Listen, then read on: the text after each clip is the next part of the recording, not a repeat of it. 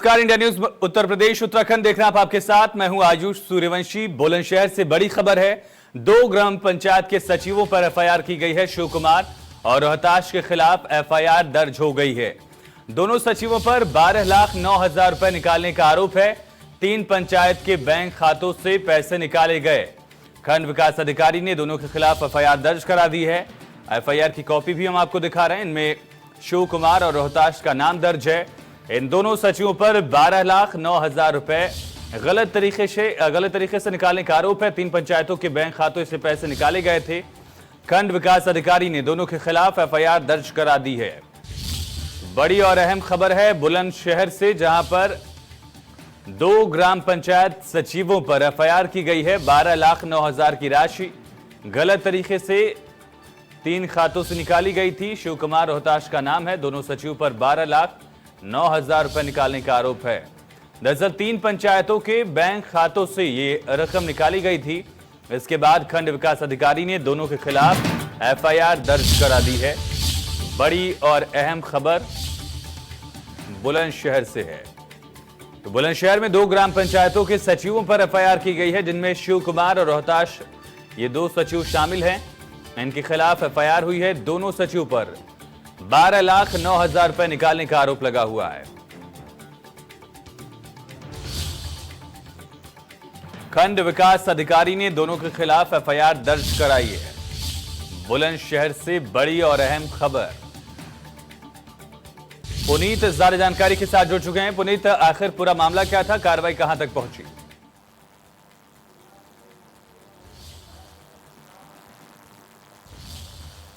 पुनीत, आप तक आवाज पहुंच रही है हमारी?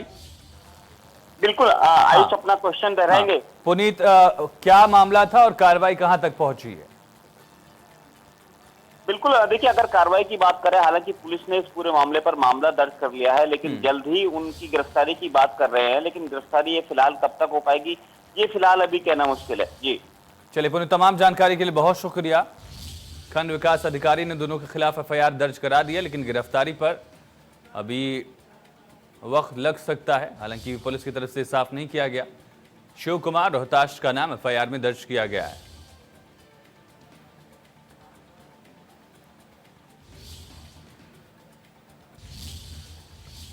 इसी बीच पीलीभीत से ट्रिपल तलाक का मामला सामने आया है। शादी के 3 महीने बाद तलाक दे दिया।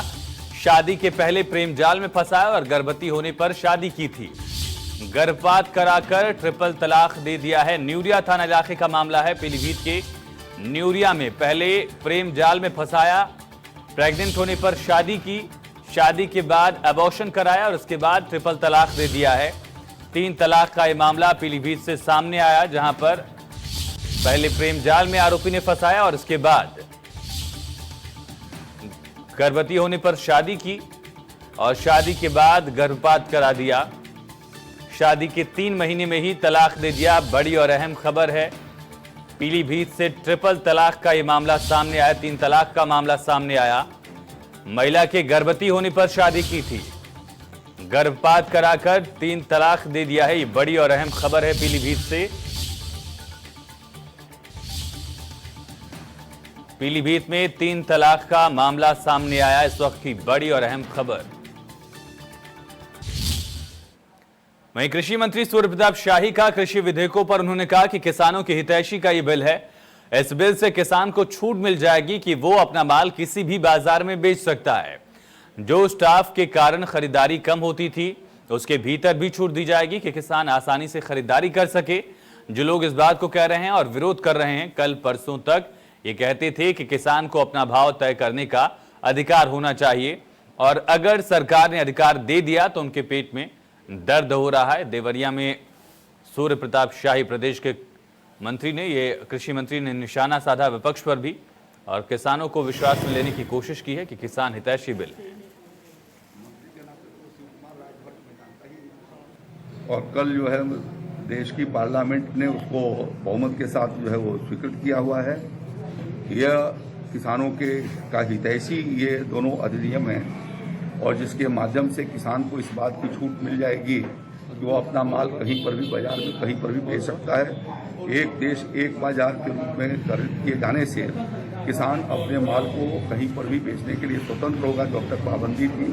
दूसरा, स्टॉक के भीतर भी इस बात की छूट दे दी गई है कि जो स्टॉक के कारण जो है वो खरीदारी कम होती थी तो उसके लिए भी छूट दे दिया गया है कि वो उसके भीतर खरीदारी कर सकें। ये लोग जो आज इस बात को कह रहे हैं या विरोध कर रहे हैं, परसों कल तक ये कहते थे कि किसान को अपना भाव तय करने का अधिकार होना चाहिए। अब सरकार ने अधिकार दे दिया तो उनके पेट में दर्द हो रहा है। अब कह रहे हैं कि नहीं, ये बड़ा गलत हो गया है। तो जो बात उन लोगों ने पहले कही है और लगातार इस बात को निरंतर कहते रहे हैं, आज मोदी जी की सरकार ने उनके सुझावों को ही अमल कर दिया तो उनको किस बात। खबर बलिया से, जहां पर बीजेपी के विधायक सुरेंद्र सिंह ने हमला बोला है, अपनी ही पार्टी के सांसद पर निशाना साधा। बड़ी खबर बलिया से, बीजेपी सांसद वीरेंद्र सिंह मस्त पर आरोप लगाए। बहुत ही छोटी सोच के हैं सांसद, सुरेंद्र सिंह ने कहा मेरे कार्यक्रम में रुकावट की कोशिश की गई। बीजेपी विधायक सुरेंद्र सिंह ने हमला बोला है, पार्टी सांसद वीरेंद्र सिंह मस्त के खिलाफ ये बयान दिया और कहा सांसद की सोच छोटी है। बीजेपी सांसद वीरेंद्र सिंह मस्त पर आरोप लगाए। बहुत ही छोटी सोच के हैं सांसद, मेरे कार्यक्रम में रुकावट की कोशिश की गई।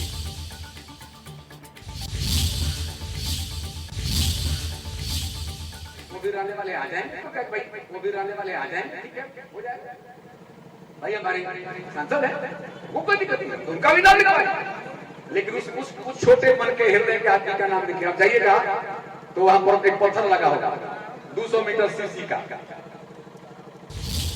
वो मर्यादा मेंटेन नहीं करता।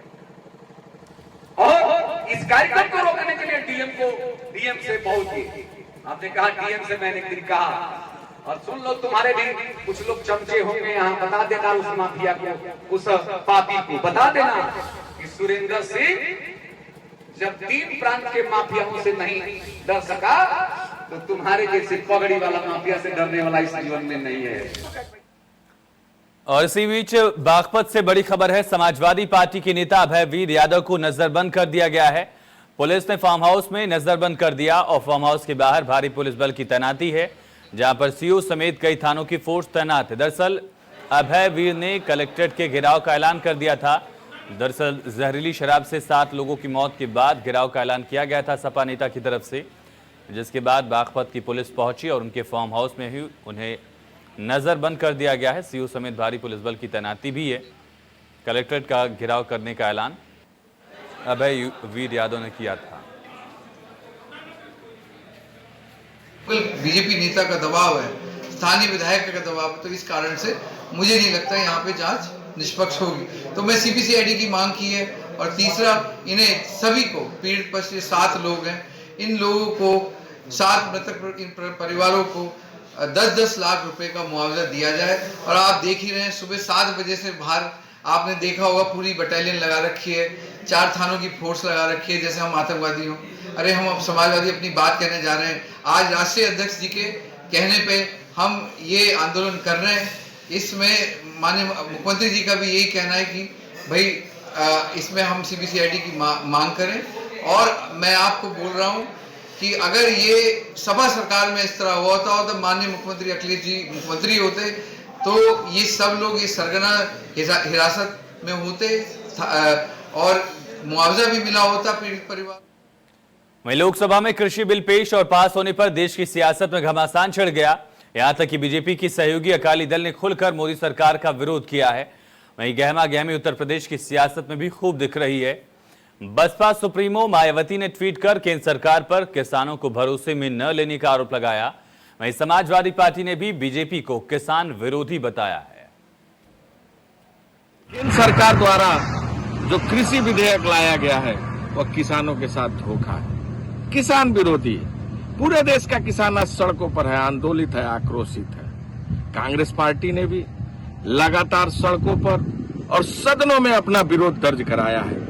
फिर भी यह सरकार लगातार इस बिल को लागू करने पर आमदा है। जब से भारतीय जनता पार्टी की सरकार आई है किसान परेशान है, किसान आत्महत्या कर रहा है। ये सरकार कहती थी हम आएंगे तो किसान की इनकम दोगुनी होगी, दोगुनी तो छोड़ो, किसान को अपने लागत का मूल्य भी नहीं मिल रहा है। और सरकार कृषि बिल भी पास कर रही है, किसानों को कॉन्फिडेंस में नहीं लेती है, किसान प्रदर्शन कर रहा है लेकिन सरकार अपनी मनमानी चला रही है, जिसका नतीजा होता है कि अकाली दल के नेता, अकाली दल की मंत्री इस्तीफा दे देती है, इसके विरोध में पार्लियामेंट के अंदर इस्तीफा दे देती है। मुझे लगता है चिंता का विषय ये सरकार किसान विरोधी, जन विरोधी और युवा विरोधी सरकार है। केंद्र सरकार किसानों के विरोध में 3 अध्यादेश लाई है और ये तीनों ही अध्यादेश किसानों के लिए नुकसानदायक हैं, किसानों का इससे नुकसान होगा।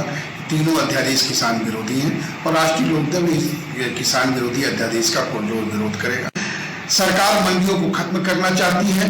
अगर मंडी के द्वारा किसानों की फसल की खरीद बिक्री नहीं हुई तो एमएसपी रेट सरकार लागू नहीं कर पाएगी, जिससे किसानों को सरकार द्वारा न्यूनतम निर्धारित मूल्य भी नहीं मिल पाएगा। वहीं कौशाम्बी की सैनी कोतवाली इलाके में ईओ को गरीब को उसका हक दिलाना भारी पड़ गया। हाल ही में जेल से छूटे एक दबंग ने ईओ को जान से मारने की धमकी दे दी है। आरोप है कि युवक ने कॉलोनी में अवैध रूप से कब्जा कर लिया था, जिस पर उन्होंने कार्रवाई की और उसे खाली करवा दिया। हालांकि अब युवक जेल से छूटा है, उसके बाद उन्हें व्हाट्सएप पर मैसेज कर जान से मारने की धमकी दे रहा है। फिलहाल पीड़ित ईओ ने पुलिस को तहरीर देकर कार्रवाई और सुरक्षा की मांग की है। पुलिस ने केस दर्ज कर मामले की तफ्तीश शुरू कर दी है। नगर पंचायत अजवा में अधिकारी पद पर तैनात है। नगर पंचायत अजवा के वार्ड नंबर 11 के अर्जुन केसरवानी है, जो क्या कहते हैं कल 8:30 बजे मुझे क्या कहते हैं व्यक्तिगत व्हाट्सएप पे कॉलोनी अवैध रूप से कब्जा किए हुए थे, उसको हटवा दिया गया था। तो वो उस समय जेल में थे, क्या कहते हैं हमारे निर्वाचित सभासद को गोली मारने के संदर्भ में।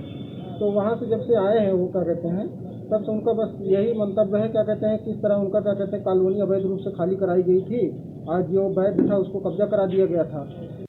थाना सैनी के अजवा नगर पंचायत के ईओ को एक व्यक्ति ने जान से मारने की धमकी दी है, जिस पे मुकदमा पंजीकृत करके कार्रवाई की जा रही है। शीघ्र उस व्यक्ति के खिलाफ कार्रवाई पूरी कर दी जाएगी। वहीं गाजियाबाद में प्रदेश सरकार के खिलाफ किसानों ने प्रदर्शन किया। इस वक्त की बड़ी और अहम खबर, जमीन के बढ़े हुए मुआवजे की मांग पर प्रदर्शन किया गया है। किसानों ने अर्धनग्न होकर प्रदर्शन किया। प्रदर्शन में महिलाएं और छोटे बच्चे भी शामिल हुए हैं। बढ़े हुए दरों के तहत किसानों को मुआवजा दिया जाए। बढ़ी हुई दरों के तहत ये मुआवजा मांगा गया है। देखिए आप, थाली लेकर, बर्तन लेकर किसानों ने, महिलाओं ने, बच्चों ने प्रदर्शन किया है। गाजियाबाद की तस्वीरें हैं। प्रदर्शन में महिलाएं और छोटे बच्चे भी शामिल हुए। मुआवजे को बढ़ी हुई दरों के तहत ही किसानों को मुआवजा दिया जाए, मांग किसान और किसान परिवार कर रहे हैं।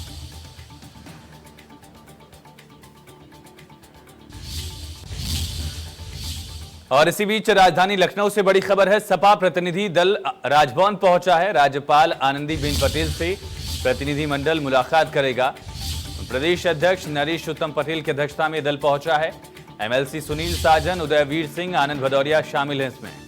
कोरोना, बढ़ती बेरोजगारी और कानून व्यवस्था पर ज्ञापन सौंपेंगे। बड़ी और अहम खबर लखनऊ से है। सपा प्रतिनिधि दल राजभवन पहुंचा है, जिसमें प्रदेश अध्यक्ष भी शामिल हैं सपा के। राज्यपाल आनंदीबेन पटेल से प्रतिनिधि दल मुलाकात करेगा। प्रदेश अध्यक्ष नरेश उत्तम पटेल की अध्यक्षता में यह दल पहुंचा है। एमएलसी सुनील साजन, उदयवीर सिंह, आनंद भदौरिया इसमें शामिल हैं। वहीं एडीजी राजीव सबरवाल और आईजी जोन प्रवीण कुमार बुलंदशहर पहुंचे। एडीजी और आईजी ने पुलिस लाइन का निरीक्षण किया है। एसएसपी ऑफिस का भी निरीक्षण किया गया है। यहां पर कैंपस में वृक्षारोपण भी किया गया। एडीजी और आईजी पुलिस अफसरों के साथ समीक्षा बैठक करने वाले हैं और जिले के किसी एक थाने का एडीजी और आईजी निरीक्षण करेंगे, जानकारी भी मिली।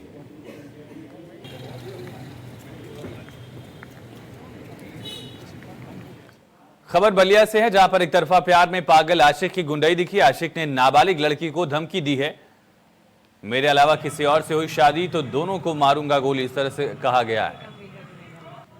3 महीने पहले आरोपी ने नाबालिग को अगवा कर लिया था। अगले ही दिन पुलिस ने दोनों को बरामद कर लिया। नाबालिग ने पुलिस पर गंभीर आरोप लगाए हैं।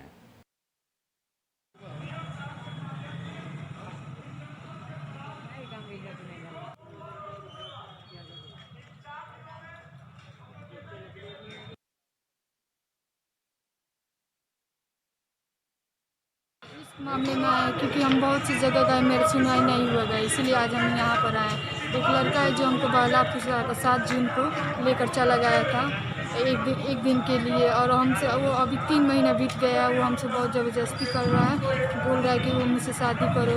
हम नहीं चाहते उससे शादी करना, हम अपने जहाँ पर मेरे माँ बाप कराएंगे हम वहाँ पर करना चाह रहे हैं। अभी वो धमकी दे रहा है, मेरे 6 दिसंबर को मेरी शादी है, और बोल रहा है कि तुमको शादी करने नहीं देंगे और जयमाल पर ही दोनों को गोली मार देंगे, तुम दोनों को धमकी दे रहा है। एक बार और वो धमकी दिया तो मेरे भाई को, पिताजी को मारने के लिए वो धमकी पूरा कर चुका है। शायद ये ना हो कि दोबारा ये धमकी पूरा कर पाए। कानपुर के चकेरी थाना इलाके में 3 लड़कियों की अजब प्रेम की गजब कहानी सामने आई है, जहां एक दूसरे के प्यार में पागल ये 3 लड़कियां घर परिवार को छोड़कर एक साथ रहने के लिए फरार हो गई। तीनों लड़कियों को चकेरी पुलिस ने गाजियाबाद से बरामद किया, जिनमें से 2 लड़कियां आपस में शादी करने की बात लगातार कह रही थी, साथ ही साथ रहने की जिद पर अड़ी हैं। इन दोनों लड़कियों का कहना है कि वो एक दूसरे से प्यार करती हैं, कि साथ ही रहेंगी। थाने में लड़कियों को लेकर हाई वोल्टेज ड्रामा चलता रहा। कानपुर से खबर है, 3 लड़कियां फरार हो गई थी, गाजियाबाद से बरामद किया गया, जिनमें से 2 शादी करने की बात कर रही हैं।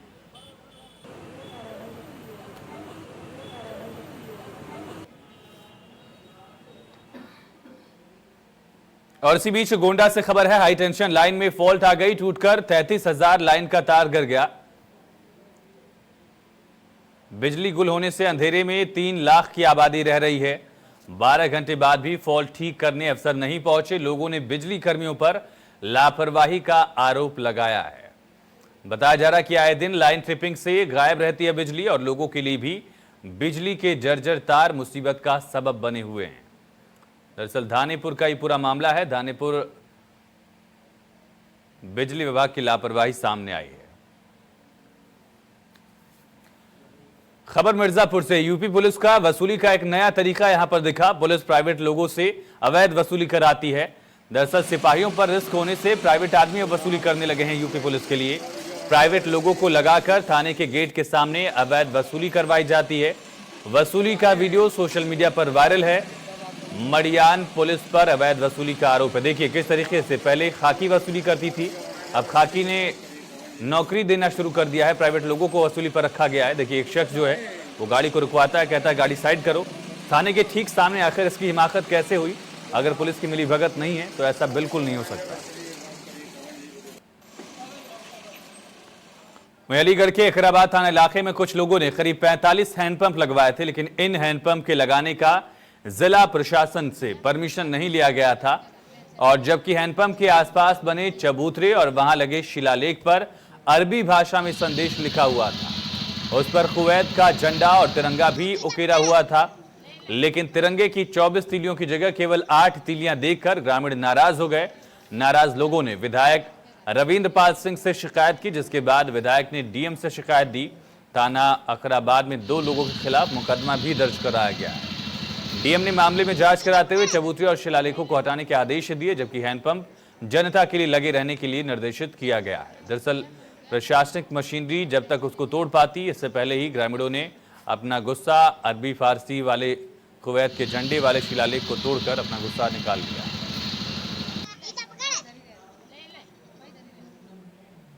वहीं कानपुर में सीए को लेकर जिस तरह से उपद्रव हुआ था, पुलिस ने उसमें दर्जनों लोगों को अरेस्ट भी किया। कई लोगों पर इनाम घोषित किया गया था, जिसमें पुलिस आज तक कार्रवाई कर रही है। इसको लेकर समाजवादी पार्टी के नगर अध्यक्ष डॉक्टर इमरान आज एसएसपी से मिलने पहुंचे, ऑफिस पहुंचे, पुलिस ऑफिस। वहां पर उनसे मुलाकात न होने पर सीओ कर्नलगंज को उन्होंने अपना ज्ञापन सौंपा है। तो सपा नेता ने ज्ञापन सौंपा है। दरअसल कानपुर में सीए के विरोध में जिस तरह से उपद्रव हुआ था, उसके खिलाफ सख्ती से कार्रवाई की गई।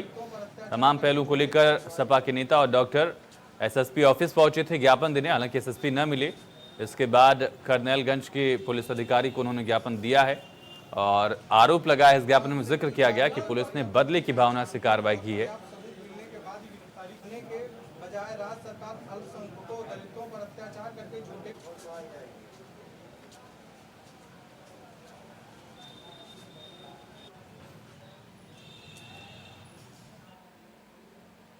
वहीं गाजियाबाद के मोहन नगर इलाके में बीते 13 तारीख को कार में मिली लाश के मामले में पुलिस ने खुलासा कर दिया है।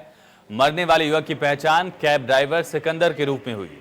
सिकंदर दिल्ली के लाजपत नगर इलाके का रहने वाला था। बताया जा रहा है कि 12 तारीख की रात को दिल्ली से 4 युवकों ने सिकंदर की कैब गाजियाबाद आने के लिए बुक की थी, लेकिन रास्ते में ही आनंद विहार के पास आरोपियों ने कार पहले लूटने की कोशिश की। आरोपियों ने सिकंदर को बुरी तरह से मारा पीटा, घायल किया और उसे गाड़ी में किसी तरह से सुनसान जगह पर फेंकने की योजना बनाई। लेकिन मोहन नगर के पास आरोपियों को पता चला कि सिकंदर की मौत हो चुकी है। पास में पुलिस चेकिंग को देखकर आरोपी वहां से घबरा गए और गाड़ी के साथ सिकंदर की लाश को रोड किनारे ही छोड़कर फरार हो गए थे। ऑटो में बैठकर फरार हो गए। वहीं ऑटो की अंतिम लोकेशन और सर्विलांस की मदद से 2 आरोपियों की गिरफ्तारी कर ली गई है और फिलहाल पुलिस का ये भी दावा है कि मामले में फरार बाकी 2 आरोपियों को भी जल्द दबोच लिया जाएगा। 13 सितंबर की सुबह मोहन नगर तिराहे के पास एक कार में एक व्यक्ति का शव मिला था और उसमें हत्या की आशंका के दृष्टिगत उसके जो परिजन हैं उनकी भी खोज की गई थी। उसमें श्री उमेश जो लाजपत नगर दिल्ली के रहने वाले हैं, इन्होंने तहरीर दी थी कि इनके भाई सिकंदर की किसी ने हत्या कर दी है। इस पूरे मामले में कई टीमें तत्परता से लगी थी, एसपी सिटी और सीओ साहिबाबाद के निर्देशन में, और जब मैनुअल इंटेलिजेंस और कई सीसीटीवी फुटेज इसमें खंगाले गए तो उसके बाद 2 लोगों पर पुलिस को शक था, जिन्हें आज नाग गेट के पास देर रात्रि में इनको गिरफ्तार कर लिया गया है और इनके पास से एक 32 बोर पिस्टल, कारतूस और मृतक का मोबाइल भी जो है इनसे बरामद हुआ है। घटनाक्रम इस प्रकार का है कि ये लोग दिल्ली धौला कुआं गए थे, जहाँ इन्होंने कार लूटने का प्लान बनाया था और वहीं ये 2 व्यक्ति जो गिरफ्तार हैं, आशीष जो कि लोनी बॉर्डर का रहने वाला है और सोहनपाल जो कि। खबर सीतापुर से, जहां पर पंचायत भवन निर्माण को लेकर मारपीट हुई। 2 पक्षों में जमकर लाठी डंडे चले। हालांकि मारपीट में एक शख्स की मौत हो गई, कई लोग घायल हुए हैं। घायलों को अस्पताल में भर्ती कराया गया है। भवन निर्माण को लेकर दूसरे पक्ष ने आपत्ति जाहिर की थी। फिलहाल पुलिस ने कार्रवाई करते हुए 3 लोगों को हिरासत में ले लिया। रामपुर कला थाना इलाके का ये पूरा मामला है। पंचायत भवन निर्माण को लेकर पूरा विवाद उपजा। 2 पक्षों में मारपीट हुई, एक शख्स की मौत हो गई, कई लोग घायल हुए। पुलिस ने कार्रवाई करते हुए कई लोगों को गिरफ्तार किया है। और इसी बीच एक बड़ी और अहम खबर से आपको रूबरू करा दें। सिद्धार्थनगर से इस वक्त की बड़ी खबर है। पुलिस को बड़ी कामयाबी मिली है। सिद्धार्थनगर में जालसाज गैंग के 3 शातिर सदस्य गिरफ्तार किए गए हैं। सिद्धार्थनगर में 7 लाख नकदी के साथ एक कार बरामद की गई और 7 लाख नकदी के साथ एक कार बरामद की गई। सिद्धार्थनगर में बड़ी कामयाबी पुलिस को मिली है। जालसाज गैंग के 3 शातिर सदस्य गिरफ्तार किए गए हैं। बड़ी और अहम खबर है। सिद्धार्थनगर से पुलिस को बड़ी कामयाबी लगी है यहां पर हाथ। और ये बताया जा रहा है कि सिद्धार्थनगर में जालसाज गैंग के 3 शातिर सदस्य, इनको पुलिस ने दबोच लिया है। 7 लाख नकदी के साथ इनके पास से एक कार भी बरामद की गई। 7 लाख नकदी के साथ एक कार बरामद की गई। जालसाज गैंग के 3 सदस्य गिरफ्तार किए गए। सिद्धार्थनगर पुलिस को ये बड़ी कामयाबी हाथ लगी है। बड़ी और अहम खबर इस वक्त की सिद्धार्थनगर से, जालसाज गैंग के 3 शातिर सदस्य गिरफ्तार किए गए हैं। विक्रांत हमारे संवाददाता ज्यादा जानकारी के साथ जुड़ चुके हैं। विक्रांत, किन मामलों में इनकी तलाश चल रही थी? कौन कौन से मामले इन पर दर्ज हैं शातिरों पर? बिल्कुल मैं बताना चाहूंगा, इन लोगों पर कई गंभीर मामले दर्ज थे, जिसको लेकर पुलिस काफी दिन से इनकी तलाश कर रही थी। सुबह भोर में इनकी गिरफ्तारी करने के बाद जिले के एसपी रामविलास त्रिपाठी ने मीडिया के सामने ब्रीफ दिया और इनके पास नगद 7 लाख रुपया नगद और एक टाटा अरिया कार जो है बरामद हुई है और एक बाइक भी इनके साथ बरामद हुई। चलिए विक्रांत, तमाम जानकारी के लिए आपका बहुत शुक्रिया। 3 शातिर गिरफ्तार किए गए हैं। कई मामलों में इन पर तलाश चल रही थी। फिरोजाबाद से खबर है। नगला खंगर थाना इलाके में कार आवारा जानवर को बचाने के चक्कर में डिसबैलेंस होकर पेड़ से टकरा गई। हादसे में कार सवार 5 लोग घायल हो गए। वहीं ये भी बताया जा रहा है कि स्थानीय लोगों ने घायलों को अस्पताल में भर्ती कराया गया, जहां पर 2 लोगों को डॉक्टर ने मृत घोषित कर दिया। वहीं 3 लोगों की हालत नाजुक बनी हुई है, उनका इलाज चल रहा है। फिरोजाबाद से खबर है, डिसबैलेंस होकर कार पलट गई थी, जिसमें से 2 लोगों की मौत हो गई। 3 घायलों का इलाज चल रहा है। आवारा पशु को बचाने के चक्कर में हादसा हुआ। और इसी बीच वाराणसी से इस वक्त की बड़ी और अहम खबर है। वाराणसी में ग्रामीणों का अमानवीय चेहरा सामने आया।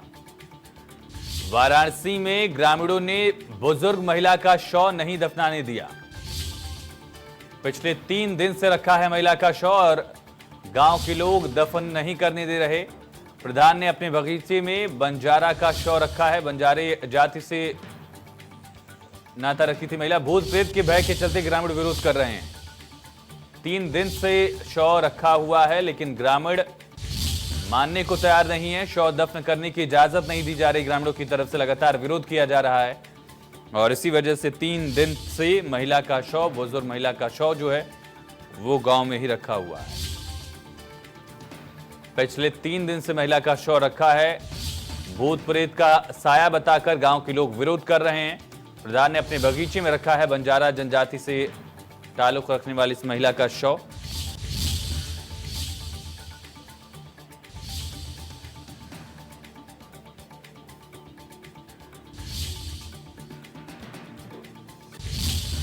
बड़ी और अहम खबर है वाराणसी से, जहां पर ग्रामीणों का अमानवीय चेहरा सामने आया। एक बुजुर्ग महिला जो कि बंजारा जनजाति से थी, उसका शव दफन नहीं करने दिया।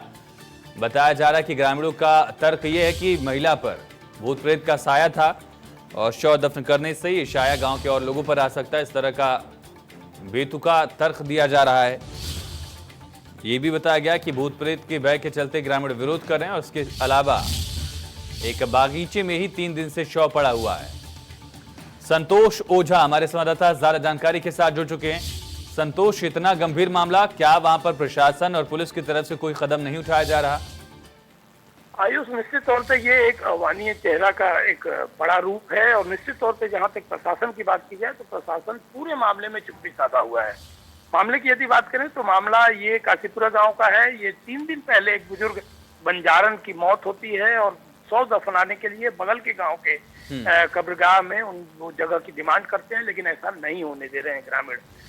परिजनों का ये भी आरोप है कि पूरे मामले में न पुलिस चुप्पी साधी हुई है, बल्कि जो ग्राम प्रधान है जिनके बगीचे में डेड बॉडी को रखा हुआ है वो भी पूरी तरीके से ध्यान नहीं दे रहे हैं। अब देखने की बात ये होगी कि आखिर 3 दिनों से पड़ा हुआ ये शव लोगों के लिए जो परेशानी की वजह बन रही है, इसका अंत क्या होता है और ग्रामीण के साथ साथ पुलिस जन कब इस मामले को बिल्कुल ध्यान देते हैं। चलिए संतोष, तमाम जानकारी के लिए बहुत शुक्रिया। यकीनन प्रशासन, पुलिस के साथ साथ जनप्रतिनिधियों की भी जिम्मेदारी यहां पर है। और इसी के साथ बुलेटिन में इतना है, लेकिन खबरें लगातार जारी बने रहेंगी।